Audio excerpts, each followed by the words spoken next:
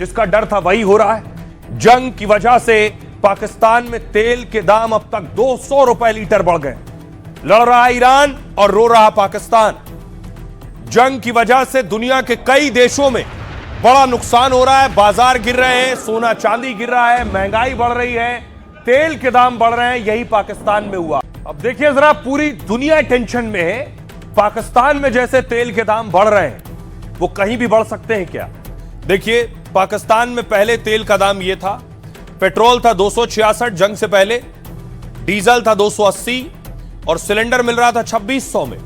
जंग के बाद पेट्रोल 266 से हो गया 458 रुपए, डीजल 280 से हो गया 520 रुपए और सिलेंडर 2600 से हो गया 3500 रुपए। अमेरिका ईरान जंग से पाकिस्तान में भारी तेल संकट है। शाहबाज सरकार तेल कीमतें बढ़ाने और लॉकडाउन को पहले अफवाह कहती रही और फिर खुद इसका ऐलान कर मुल्क में अपनी फजीहत करा रही। एक महीने के अंदर पाकिस्तान ने दूसरी बार पेट्रोल डीजल के दाम बढ़ा दिए। पेट्रोल की कीमत में 137 रुपए का इजाफा हुआ है, अब 458 रुपए लीटर बिक रहा है। 184 रुपए के इजाफे से डीजल 520 रुपए लीटर पहुंच गया। एक हफ्ते पहले ही शाहबाज ने कीमतों में बढ़ोतरी की सिफारिश को खारिज कर दिया था। शाहबाज ने कहा था हम दाम नहीं बढ़ाएंगे। पाकिस्तान में शनिवार रविवार को लॉकडाउन लगाने की खबर फैली थी, तब लॉकडाउन और पाबंदी की खबरों को भी पाक सरकार ने अफवाह बताया था। लेकिन आर्थिक संकट से बेहाल पाकिस्तान अब लॉकडाउन की तैयारी में है, क्योंकि एक तो तेल की कमी है, ऊपर से महंगाई से हालात बेकाबू हो रहे हैं। डीजल, ट्रांसपोर्ट और खेती का मुख्य ईंधन है। ये महंगा हुआ तो बजट बिगड़ रहा है। रोजमर्रा की चीजें, आटा, दूध, सब्जियां, दाल, सब कुछ महंगा हो रहा है। सुनिए जरा पाकिस्तानी आवाम क्या कह रही है। पाकिस्तान के लोगों को आपने सुना। पाकिस्तान के आवाम का गुस्सा क्यों है मैं आपको बताऊं। पाकिस्तान में जरा दाम देखिए। चिकन लेना 1 किलो तो 1300 रुपए प्रति किलो चिकन है। मटन 3848 रुपए किलो है और अंडा 396 रुपए के 1 दर्जन अंडा है। सब्जी के रेट देखिए जरा। प्याज 110 रुपए किलो है, लहसुन 790 रुपए किलो है, नींबू 488 रुपए किलो पहुंच गया है, मिर्च 636 रुपए किलो और खीरा 74 रुपए किलो है पाकिस्तान में।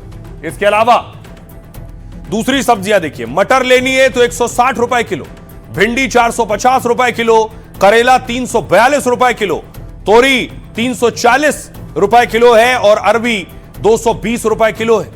शिमला मिर्च 148 पहुंच गई है, गाजर 148 रुपए किलो है, बैगन 110 प्रति किलो है, गोभी 98 रुपए किलो और टमाटर 93 रुपए किलो है। इसलिए पाकिस्तान की आवाम त्राहिमाम कर रही है। फल लेना और मुश्किल है। सेब तो केवल सपने में आ सकते हैं। सेब 2000 रुपए किलो है, अनार 1600 रुपए किलो, केला 400 रुपए, पपीता 400 रुपए किलो और संतरा 250 रुपए किलो है। उसके बाद देखिए जरा दूसरी चीजें। आटा 1650 रुपए का 10 किलो है, चावल 2845 रुपए का 5 किलो है और कुकिंग ऑयल 500 रुपए लीटर है। ये पाकिस्तानी रुपए में है। आइए अब आपको सुनवाऊं कि पाकिस्तान के नेता क्या कह रहे हैं, जरा उन्हें सुनिए। पेट्रोल की कीमत के अंदर बढ़ावा करके नई कीमत जो है वो 458 रुपीज 40 पैसास कल से लागू कर दी जाएगी।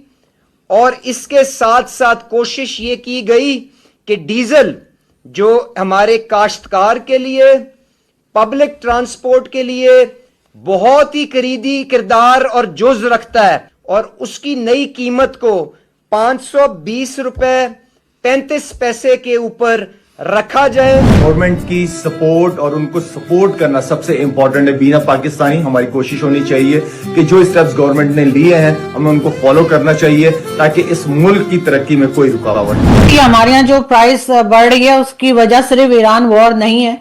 जैसे मैंने पहले कहा कि वहां पर जो IMF वालों का जो प्रेशर है वो भी है। IMF का जो डेलीगेशन आया था उसने भी कहा था कि फ्यूल प्राइस बढ़ाई जाएगी। हमने आधी दुनिया से कर्जा ले रखा है, अगर हमें कुछ हुआ तो ऑटोमेटिकली डूब जाएंगे। गवर्नमेंट को जो है वो देखना ये है कि अपने लोगों को रिलीफ कैसे दें, और ये ईरान का बहाना करके जो प्राइस बढ़ाते जा रहे हैं, तो इनको क्या लग रहा है कि 1971 है, पब्लिक को पता नहीं लगेगा, कुछ भी कह देंगे, कुछ भी बता देंगे।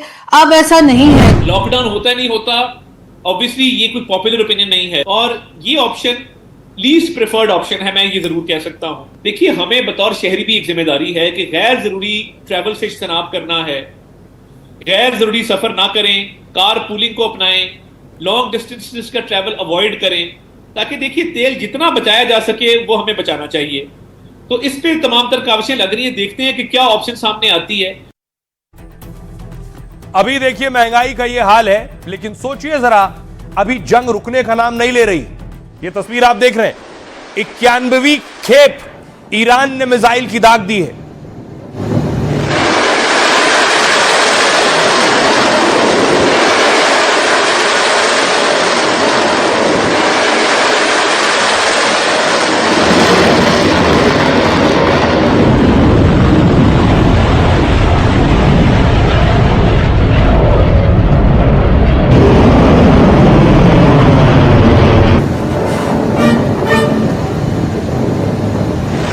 मुश्तबा की तस्वीर लगाई और खमनेई के बेटे मुश्तबा की तस्वीर लगाकर फिर ये 91वीं खेप दागी है।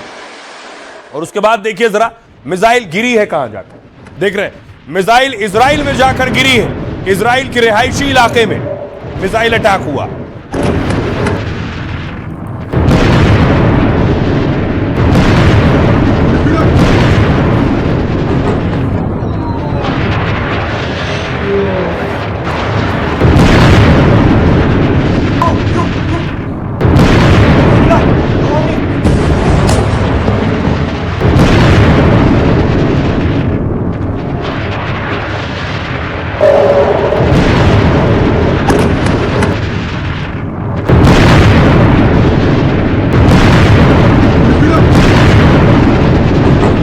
अब देखिए इन मिसाइल के इजराइल में गिरने के बाद तस्वीर क्या थी। गाड़ियों में आग लग गई, इमारतों में आग लग गई, चारों तरफ आग ही आग नजर आ रही थी।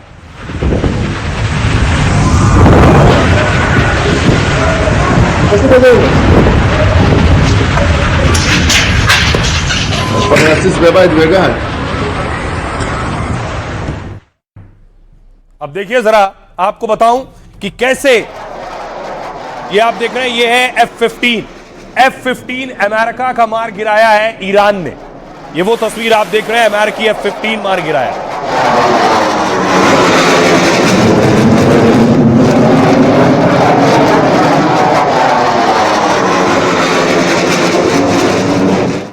कैसे F-15 मारा है, AI के जरिए मैं आपको बता रहा हूं। एक पायलट को बंधक बना लिया है ईरान ने। F-15 में अटैक हुआ।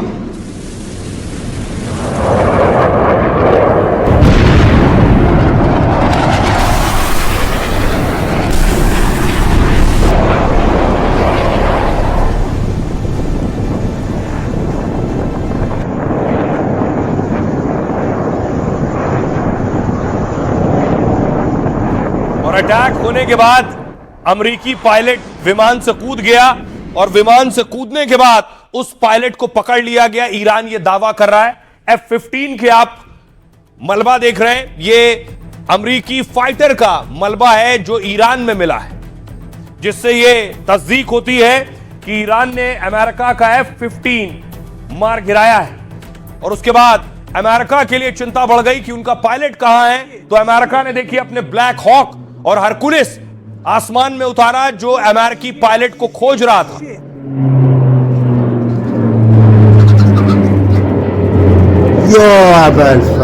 filmje.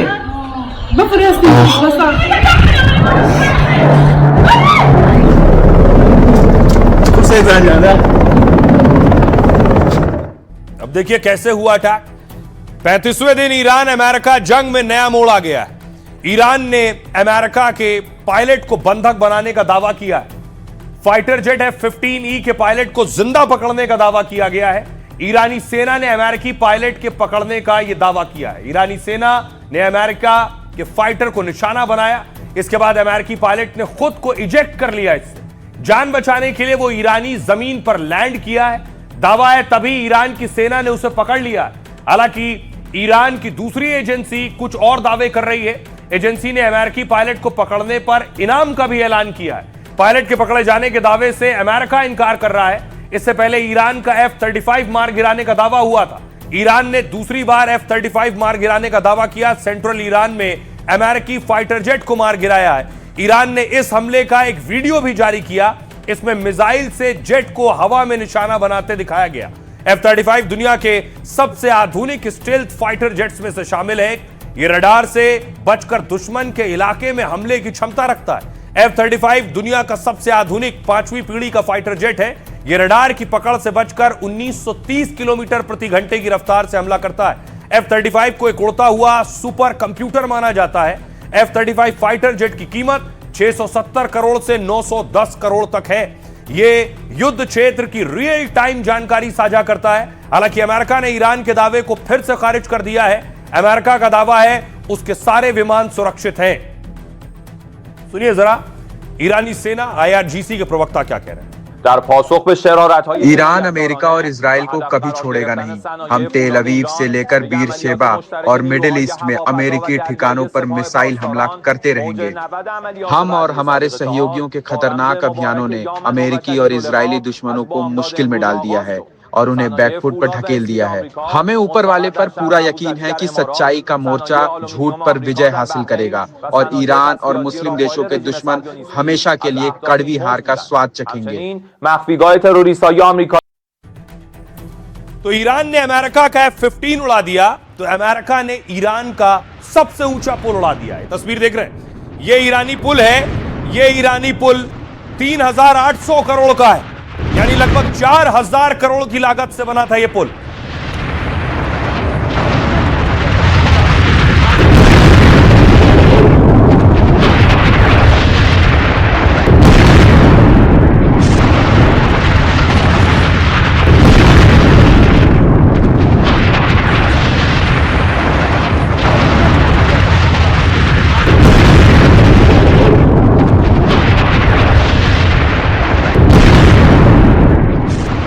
देखिए आपको दो तस्वीरें दिखाऊं मैं। ये पुल पहला कैसा था और अमेरिका के अटैक के बाद। ये दोनों तस्वीर आपके सामने, वो पहले की और अमेरिका के हमले के बाद। ये बहुत ऊंचा पुल है और बताया जाता है पूरे मिडिल ईस्ट का सबसे ऊंचा पुल है ये। इस पर हमला हुआ और इस अटैक में ये पुल पूरी तरह से तबाह हो गया है। देखिए इस पुल के बारे में आपको बताऊं, ये है वो पुल। कुछ इस तरह से अटैक हुआ, इस हमले में पूरा पुल तबाह हो गया। अमेरिका ने बड़े पुल पर यह हवाई हमला किया है। अमेरिकी हमले में 3800 करोड़ का यह ब्रिज तबाह हो गया है। ईरानी न्यूज एजेंसी के मुताबिक हमले में कई लोग घायल हुए हैं। मिडिल ईस्ट के इस सबसे ऊंचे पुल का नाम है B1 हाईवे ब्रिज। यह राजधानी तेहरान को कराच शहर से जोड़ता है। यह पुल 1050 मीटर लंबा और 136 मीटर ऊंचा है। इसके निर्माण में 3800 करोड़ का खर्चा आया। अमेरिका के साथ इजराइल भी पुल पर हमले में शामिल था। कराच शहर में B1 ब्रिज पर 2 बार हमले किए गए। इसमें ब्रिज पूरी तरह से क्षतिग्रस्त हुआ, साथ ही इस पर आवाजाही पूरी तरह बंद हो गई। हमले में 2 लोगों की मौत हो गई है, कुछ लोग घायल हुए हैं। ट्रंप ने कहा है कि ईरान अब इस ब्रिज का इस्तेमाल नहीं करेगा। ट्रंप ने ईरान को समझौता करने को लेकर भी चेतावनी दी। अब भी समय है कि ईरान अमेरिका से समझौता कर ले, नहीं तो ईरान को अभी और नुकसान उठाना पड़ सकता है। ट्रंप की धमकी, अभी तक ईरान के बचे हुए इंफ्रास्ट्रक्चर को निशाना नहीं बनाया गया। इसके बाद अब अगला निशाना ईरान के पुल और बिजली प्लांट होंगे। ईरान ने अपने कुछ बिजली प्लांट पर हमले का आरोप लगाया है। सुनिए जरा इस अटैक के बाद डोनाल्ड ट्रंप क्या कह रहे हैं। अगर समझौता नहीं हुआ तो हम उनके सभी पावर प्लांट्स को जबरदस्त हमला करेंगे और शायद एक साथ। ईरान की नौसेना नष्ट हो चुकी है, उसकी वायुसेना बर्बाद हो चुकी है, उसके ज्यादातर नेता मारे जा चुके हैं। IRGC का नियंत्रण पूरी तरह खत्म हो रहा है। हमारे दुश्मन हार रहे हैं और अमेरिका जीत रहा है। दुश्मन की किसी भी मूर्खता का जवाब इतिहास के सबसे भीषण नरसंहार को दिया जाएगा। हम हर हमले का मुंहतोड़ जवाब देंगे और हम तक पहुंचने से पहले तुम्हें खून के सागर को पार करना होगा। ट्रंप कह रहे हैं दुश्मन हार रहा है और अमेरिका जीत रहा है, लेकिन दुश्मन ने 91वीं खेप, शुरू में मैंने आपको दिखाई दागी, और अब 92वीं खेप, ये आप देख रहे हैं। एक और खेप मिसाइल अटैक की ईरान ने दाग दी है अमेरिका के ठिकानों और इजराइल पर।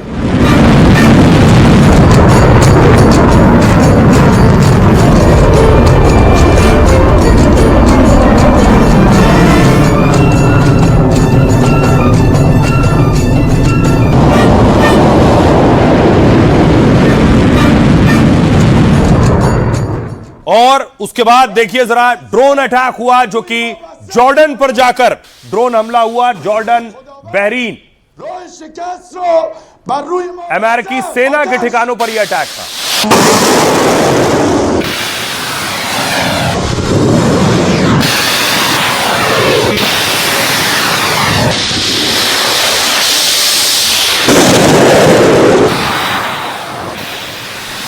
خداوند راه شکست رو بر روی ما بسته است. آتش कह रहा है अमेरिका से कि तुमने हमारा पुल गिरा दिया जो कि सबसे ऊंचा पुल था।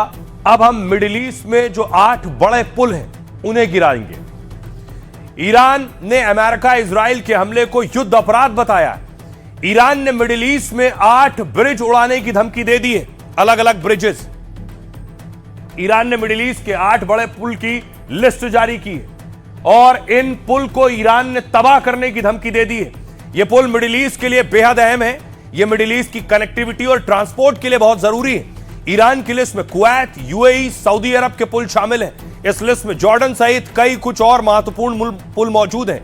इस लिस्ट में इसमें कुवैत की शेख जाबेर अल अहमद समुद्री पुल का नाम है। साथ ही शेख जायद ब्रिज, अल मक्ता ब्रिज, शेख खलीफा ब्रिज भी शामिल है। सऊदी अरब, बहरीन को जोड़ने वाला किंग फहद कॉजवे पुल भी शामिल है। जॉर्डन के किंग हुसैन, डामिया और अब्दून ब्रिज ईरान की लिस्ट में शामिल है।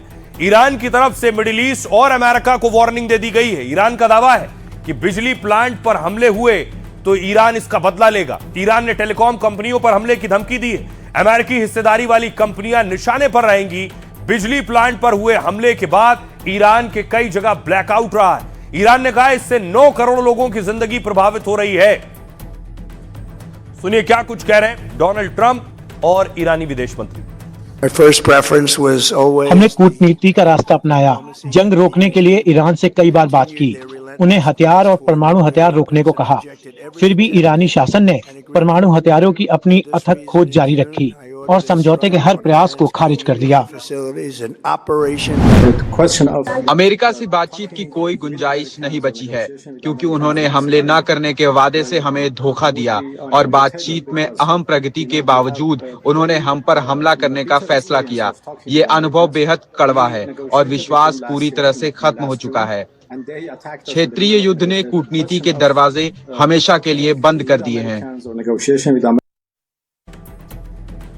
अब देखिए जरा, ट्रंप को यह लग रहा है कि वो जंग जीत रहे हैं, लेकिन ट्रंप जो कर रहे हैं उससे बिल्कुल नहीं लग रहा है कि वो अंदर से ऐसा समझ रहे हैं। एक तस्वीर जारी हुई ईरान ने, ईरान की सेना की तैयारी की तस्वीर ईरान ने जारी की है कि अगर अमेरिका अपनी सेना भेजता है तो हमारी पूरी तैयारी।